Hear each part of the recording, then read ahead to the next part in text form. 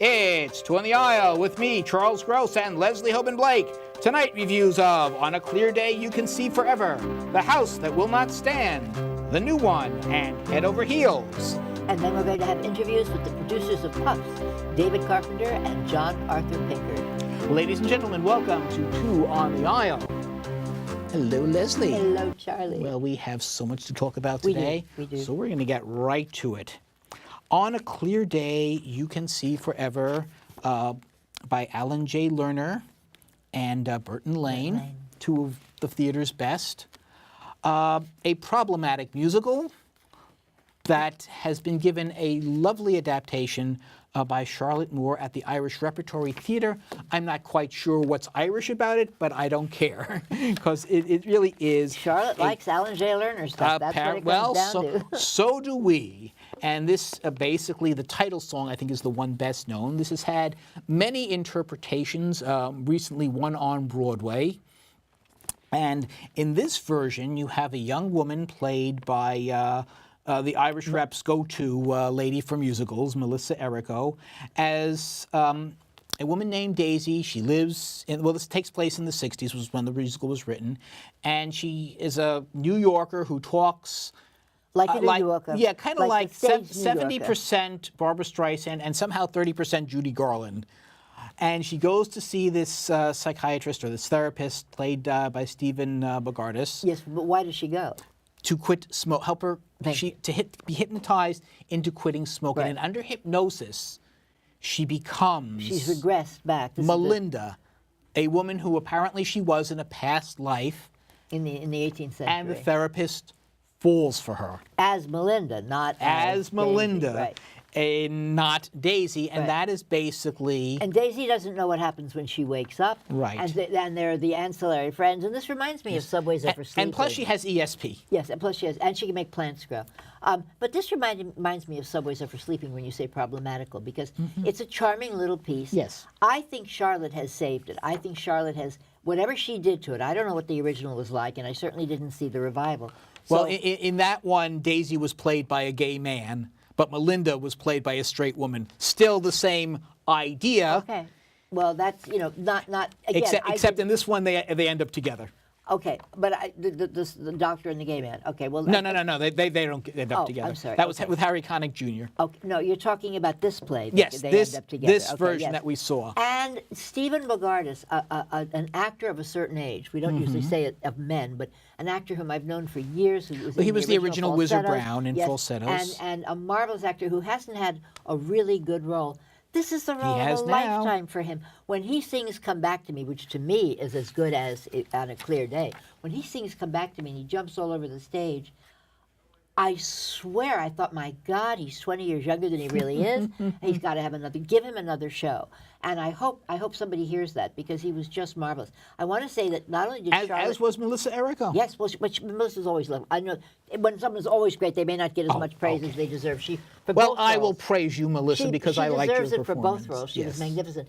Charlotte Moore did a wonderful job. Barry McNabb did a great job of choreography. The stage is now bigger, and he's the go-to choreographer, and he can finally get people to really get some dancing in. And Jim Morgan, our wonderful friend Jim Morgan, did the sets. They are diaphanous, cloudy projections that are perfect. They fade from the old time in England to the new time in New York and to the clouds themselves. They were just lovely. I thought this was a perfect little jewel in a perfect little theater. I wouldn't quite call it a perfect little jewel. For one thing, I feel that most of the score does not live up to the title song, although you have some nice presentations. Come back to me, or What Did I Have That I Didn't Have, where Daisy is trying to figure out what Melinda's got that she doesn't. Right. But otherwise, the score, again, compare it to the other work that these two men have done, and it doesn't quite come up to their standards. And again, I feel the musical is problematic. I will give it 3.5, mostly because I really did enjoy what they did to it. I would give it 4.5 and I found it very reason. I found it very entertaining. 4.5. 4.5 for the same reason. And yay, Charlotte, for doing that. Yay, absolutely. Yay, Charlotte. Yay, New York Theater Workshop for a very strange play. That should be a companion But a very interesting one. Yeah, it's called The House That Will Not Stand, and it's very loosely based on The House of Bernarda Alba by Federico Lorca. But But this really is a companion piece to that play that George C. Wolfe wrote called The Free Men of Color. Right. This is about free women of color. In 1803, at the time of the Louisiana Purchase, all the rules that were set in place by the French were now null and void, and American rules are put in place. Right. And one of the things that was allowed was something called placage. And placage was when a white rich person could have a black mistress and a black family elsewhere in a home that he took care of them and he raised the children and everybody was very happy. And in that family, they even had slaves of their own. I mean, they were well-to-do. And at this point in time, the mother of a family of 3 daughters, Beatrix Albans, which is Bernarda Alba, you can see where that goes, and her 3 daughters suddenly realized that this life that they've been living is going to be over. And the servant girl had been promised her freedom, and that's not, so the woman has got to try to get the girls set up before this goes out of fashion and before it's not before it's not allowed anymore. Yeah. But there's so much going on. The servant girl, who's played by Harriet Foy and is marvelous, her name is Makita, is at one point taken over by the spirit of an ancient African man, and she does to a drumbeat. She does this incredible tale of what it means to be black in America, and also she at one point the woman, the head of the household, so she channels her late husband. Yes. So that they can, he's died. So and basically she's got to make sure she can get her share of the estate. This is Marcus Gradley wrote this. Yes, Gardley. Marcus and Gardley. Unlike a Free Man of Color, this really sticks to the point. Free Man of Color was all over the place. At one point it was Sly Fox. At one point it was something else. That is me. I mean, and here they know exactly what direction they're going to. They know exactly where they want to be with this and what they want to convey, and they do. And you really got the idea of what this family is going through. I mean, it's something that none of us can really relate to. The 2 standout performances, as I said, Harriet Foy as the slave, and Linda Gravatt as the mother, who has a steel in her. We've seen her in other things. Not someone you want to cross. She was on a television series, but this is amazing. But her daughters aren't exactly pushovers either. The director of this show is one of my favorites because of a show that we saw last year, maybe 2 years ago, called The Death of the Last Black Man, which I was not overly enthused and her about. Name, I want to make sure I get her name right. Her name is, where did I write it? Liliana Blaine Cruz. And she is an up-and-coming, really a director to watch. So I know we're going to be slow on time today, but a wonderful show, already finished. Yes. But an amazing writer to watch. And absolutely. It's not his first time borrowing from other plays. I want to see what she's. What would you give it? I would give this at least 3.5. Oh, I would give it 4. And we took our director and producer or not producer but our director and she loved it too, didn't you, Gloria? Yes, she did. Anyway, okay. Yes, she did. All right, this is. I didn't get to see this, so it's all you. Okay, well I will. Try to do it. This brings up actually a peeve of mine that I experienced both with The House That Shall Not Stand and with this play, a policy of no late seating. That's why I didn't get to see it. So, maybe one of the reasons I didn't give this 4 playbills was because I had to spend most of the first act watching it on TV. And my feeling of that is, no one comes late intentionally to the theater. Sometimes there are certain circumstances. In the cab, and that didn't make any difference. And I think, and I understand why you would want to, certain atmosphere you want to maintain. On the other hand, I think there is an obligation to the audience to let them in and to accommodate them. Well, okay, so we're talking about Mike Birbiglia here, folks, as opposed to who did not set the policy. And this is his one-man show. His latest, and he is a writer performer. Seth Barish directed him, and it starts off telling about his life as a stand-up comedian, his diseases. One is he has a thing with sleepwalking. He actually did a movie on this, and he has to be bound. And how important his couch is in his life. It's on the cover of the it's on the cover. I don't think we actually see the couch on the set. And how he comes home and his relationship with his wife, who he calls, I think, Chloe, even though that's not her name. And then his life is turned upside down because he goes and does the thing he never, ever, ever wanted to do. He becomes a father. How could he? Not because because his wife really wanted to have, and the trials and tribulations of getting pregnant. He had bladder cancer, and he explains the procedure he has to go through every year. He had a problem with sperm, I think blood in his genitalia area, and the procedure he has to go to so that he can actually Where's the comic part in all this? Well, for me, that was not very funny. However, a lot of people were laughing. And I laughed at certain things, but I have to be honest. At that point, that's when I was kind of crossing my legs and doing anything but laughing. And it's basically how his wife swears your life will not be turned upside down by the, and of course it is. And basically his trials and tribulations, and his delivery came off as kind of a cross between Stephen Wright and Tom Hanks.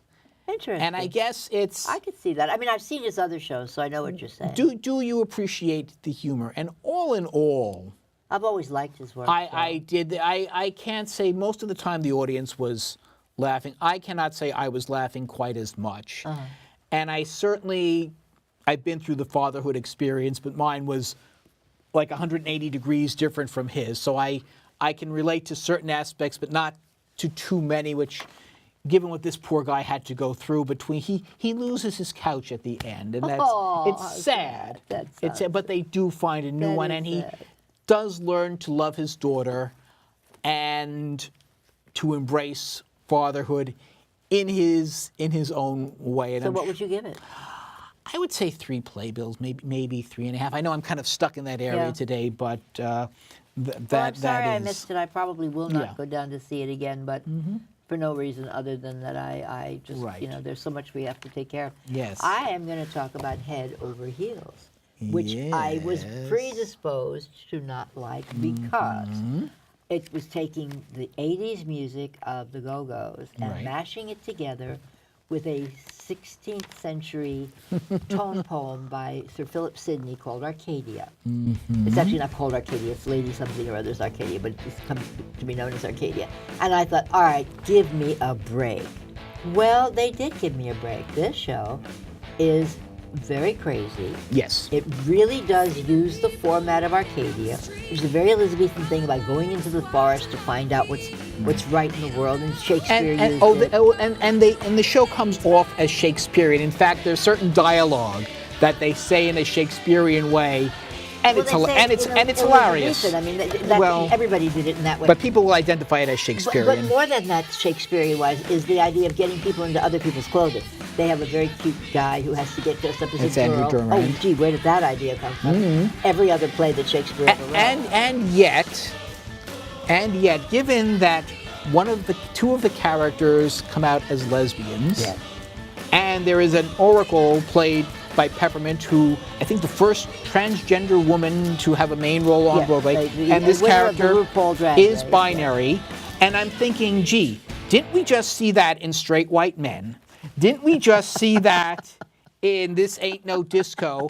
Ironically, the guy who dresses up as a woman seems innovative, even though the concept is hundreds of years old compared to what's going on all over the theater today. You thought so. I didn't. Yeah, I did. Innovative.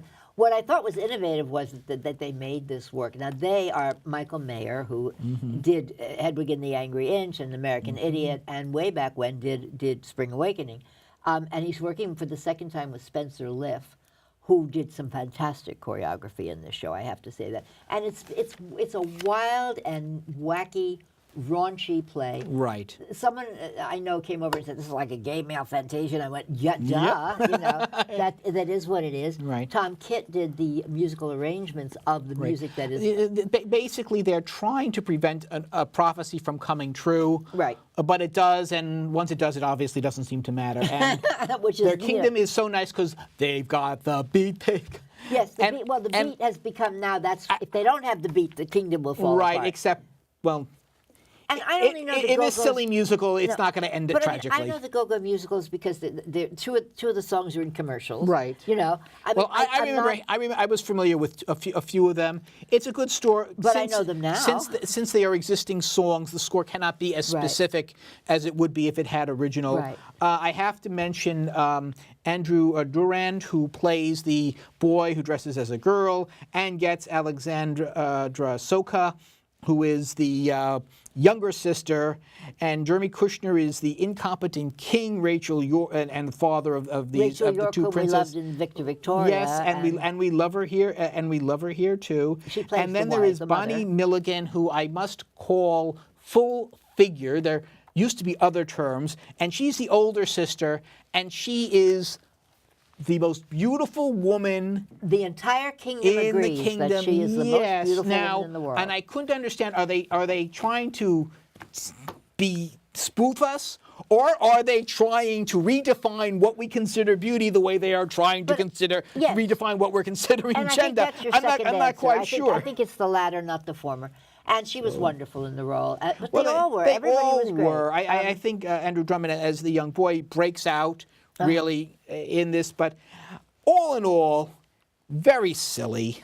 A little, a few too many come on moments for me. Well, but the thing is, I would give it 3 playbills. Considering the fact that I came predisposed, I would give it 4. Okay. And I don't even consider it a generous 4. It's a fun 4. I had a Okay. really fun time. Well, you see, to me, Smokey Joe's Cafe, I gave a fun 4. that was- This one, I'll give a fun 3. Okay. All right, now we have an interview tonight. We do. We have an interview with the producers from Puffs. Yes. And here they are. Our guests this evening, John Pinckard and David Carpenter, have separately given us Shrek the Musical, Gentleman's Guide to Love and Murder, Clybourne Park, but put them together and they make magic. It is our pleasure to have this evening the producers of The Puffs. Thank you. Hi. Now, The Puffs, how did this come to be? This is a show that's comes off to me as a fan fiction, very well done. Sure. But how does something like that get to off-Broadway and go 500 performances and counting? Well, the story is that in December of 2015, John had gone down to the People's Improv Theater to check out a show called Puffs, right? That was done by a group of people, which was Matt Cox, Colin Waite, Kristen McCarthy Parker, and Stephen Stout, that he had been following and had been looking at their work over the course of a couple of years. And they invited him down to say, "Hey, we're doing this show called Puffs," and he went and saw it, and I flipped for it. Yeah. I saw a great deal of potential, both creatively and, of course, commercially. And I went back to David and I said, we have to do this. And we were fortunate enough because we have a partnership with the University of Florida at Gainesville, and we took the show to them. We're John's alma mater. He took the show to them and said, "Hey, let's do the show with you guys." And we've done another show with them previously in the previous year. Let's do the show with you guys, and that will help us figure out what it is that we're going to present for the next step, right? And so we built a replica Yeah. of our off-Broadway venue inside UF's Black Box, and it gave our creative team a chance to figure out how to adapt the show from an improv theater with a budget of about $2,000 to what was going to become, an off-Broadway show with a full capitalization. original capitalization was just something around $225,000, right? And in order to defend that and say, why would I invest money in off-Broadway? Commercial off-Broadway only loses money. We said, look, here's a plan that we're going to make your money back. And we said, because the market right now is 110 people a night, we know we can do that. We're going to expand, and we're going to launch the show starting at 3 performances a week, which is what we did at the Electra. And then we're going to grow to 4 as we build an audience and we grow and we grow. We just buckled down and we built an audience for 3 months straight and just doggedly did the work in order to get the word of mouth out there. And then by the time we hit December of 2016, the sales just went through the roof. I mean, we were in the black for 4 months straight when the Electra, unfortunately, was shutting down. Like the building itself was going under a gut renovation, and we were one of the first people that they're like, you have to go, because they wanted to renovate that floor. And so we started looking for a new theater. And I invited Michael Coco from the Schubert Organization, who runs New World Stages, to come check us out. He didn't have anything available at the time, and he came to the show and called me the next day and said, "Let's figure out when you can move in." And to John and I, that was just a shock because we didn't like New World Stages represented an amazing opportunity for the show And a big leap. and a big Sure. leap. Yeah, And it was a right. massive leap for us financially Right. too because we increased our weekly running costs by a third, right, in a week by making that move. Yeah, so we had to go through the same risk-reward calculation all over again and saying, okay, we've been doing 5 shows a week at this venue. We're going to move to a venue where we're going to do 6 or 7 shows a week at this increased cost. And we believe that the visibility and the cachet of being at the crown jewel of Off-Broadway Right. will just by itself move that many more additional tickets to justify the leaping cost. And happily, it turned out the calculation was And correct. you've been there now. Over Over a a year. year. Yeah. Now, your show is essentially a Harry Potter, Rosencrantz, and Guildenstern are dead. How have you managed to get away with it? I mean, it's It's very clear it's where this springs from. Sure. Look, what we are is we're a transformative work, right? We don't use any copyright or any intellectual property or anything from somebody else. Everything in our show is wholly original, right? But there are characters who appear in the proper Potter stories. There are everything that we do is a take on something else, right? And so the world, we have created a unique world unto ourselves. It is similar to other worlds, but it isn't those other worlds, and they aren't those other characters. They are their own characters, right? And they bear resemblance, and there is I mean, resemblance in the sense of like you feel the same thing, as you do people that you know. But the thing about Pops that makes it transformative and makes it so unique and special is that when you take a step back and you look at what Matt and Kristen and Stephen and Colin have done, is they have actually created a unique world, right? Originally, people always called us a parody, right? And I've worked very hard and worked with our president very hard, is saying like that isn't a word that we use because it's not an accurate description of who we are, right? It is technically true on certain levels, and it's important that is technically true. But as a parody, it's like, no, we're actually an original comedy, right? And it's important. Except that it does end on a very sad note. It does. It ends on. But I would actually say it ends on a very thoughtful a note. hopeful note in terms of what he's learned. Right. Now, you have found a new way to sell your show in that you're going to tape it. We have. Or film it. We have. And how will it be distributed? So we filmed it February 3rd and 4th of this past year. So right? this is a filming of the stage production, not a movie version. No, Correct. Yeah, exactly. Right. And we captured 2 performances, and then we took a few extra hours and captured a bunch of pickups and other things. And then we spent 2 months putting that together into a film, and then we did a release through Fathom Events, right? Which Broadway HD uses, which a lot of the Met Opera all use Fathom, and we released it on May 9th and May 12th of this past year, and 30,000 people from across the country and over 1,200 screens in 2 days saw the show, and it did great. Do you plan to tour a live version of the show? We are not going to tour live versions of it. Touring, the secondary market in the touring isn't, it can't figure out an 11-person play, right? Like it's like a shame. the cost of what it would take us to tour this show, the presenters in the market don't want to pay that for it. So we'll most likely move into licensing fairly soon of it. But then also we're gonna release the movie in streaming and DVD. That's what I was gonna ask. There'll be additional distribution channels moving forward that we're working on right now. Yeah. There'll be chances to see it. Yeah, lots of chances to see it. Okay. Because we have this firm belief that so the reason why we did it's actually a really simple reason. The reason why we did it is so during the first year when John and I are, struggling and scrapping by in order to do this, I used to go to any type of convention, wizarding convention, and magic convention, like any type of con, right, that existed in the country, and set up a booth and sell puffs one-on-one, right? And I did this for a year, right? Will you be at the New York Comic Con? So New York Comic Con's really expensive to get into. We'll probably flyer it, but we'll get there. But I don't think we want to spend $10,000 on a booth there. It's not really necessary. But every time we did this, I would have a conversation with a fan who said, I've heard about your show, I love your show, I'm never going to make it to New York to see your show, how can I see your show? Which we brought this back to the office, and John and I had a conversation, which was, we should just film the show, right? like, why? Let's figure Bring out the how to do content this. to And the we spent audience 6 where months they trying to are. figure out how to do that. So Now, you're can- the sole producers on this show, as We- opposed to several of the other shows that you worked on where you're not the only producer. We are the lead right? producers. We have co-producers Oh, who you are still- financing partners on it, but we are the only general partner on the show. Right. Yeah, here in the U.S. Should I ask you for a quick synopsis of the show? Or? We can, I guess. Sure. God, I haven't had to do that in a while, right? I mean, we've branded pretty well. You remember it, though. Yeah, sure. Sure, I'm gonna put you on the spot on that. I'll one. try. Right.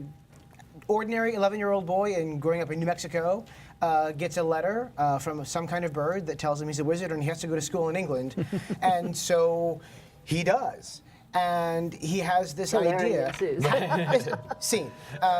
But having read books and seen movies, he knows that whenever an ordinary boy is plucked out of obscurity and taken off to some magical other universe, amazing adventures ensue, and he looks forward to this adventure of his own. He has great ambitions to be, the most important person in the entire world. And when he gets to this certain school of magic, he's grouped in with the other students who aren't so remarkable, and in fact are maybe remarkable for being unremarkable. And for his entire career at magic school, he's sort of thwarted in his ambitions to be the guy. There's another student there who ends up always being the guy. And the play's about what it means to make peace with your own life, because none of us are Mark Zuckerberg. Most of us sat next to a Mark Zuckerberg in Like class. Brian. Right. Right. So, Exactly. and the books and the movies and the films are made about the Zuckerbergs of the world, and most of us aren't that. And so, Puffs asks the question: well, what is it like to be the guy who sits next to the famous guy in school? What does it mean to be special when you're the rest of us? And how do you be the hero in your own story? Yeah. Right. As opposed to looking at somebody else. Well, you obviously are the heroes in your story, and we're very, very happy that you were able to be with us tonight. It's, And real quick, you have a new project coming up. I think your goal is to make disruptive productions, and this do. one will be in audience participation. Yes. Yeah, so we're in development of a show right now called The Magnificent Revengers, which is we're working with the same team from Puffs, with Matt, Chris, and Stephen and Colin, right? And what this is a show where it takes place in Texas in 1907. It's about a woman whose brother is murdered by a gang of outlaws, and she goes on a revenge quest in order to avenge the death of her brother. But what's actually happening is the audience, all throughout the course of the show, using a technology that we've developed, is making all the decisions for her over the course of 2.5 hours, right? Using their smartphone, right? We did a trial run of it last year at the University of Florida, and it was by far the coolest thing that we've ever worked on in our lives, right? Yeah. And don't get us wrong, we love Puffs, but this project is exciting, it's dynamic, and it's interactive and immersive theater in a way that no one else has ever quite done before. And do you have a date set? We don't have a date set. We're not there so yet. We're not quite there yet. to be continued. continued. Yeah, for next time. We hope Yeah, so. exactly. So David well, we hope Carpenter. you'll come back to see us when that We'd comes. love to. Thank you. So David and John, thank you so much for coming. Thank you so Thank much. you. Thank you so It's much. been a pleasure. Thank you.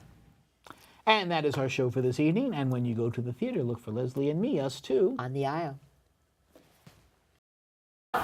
Wait, Ron! I just had a thought. Hermione! Yes, I know that, Ron, but she doesn't know about the troll, and we have to go save her. This going to be. Oh, we're going to get second. Oh, we're going to get third. Stupefied. I want you to hurt them. Torture them. Kill them, maybe? Prove to me that you are my daughter. Go on, do it. And then we can leave.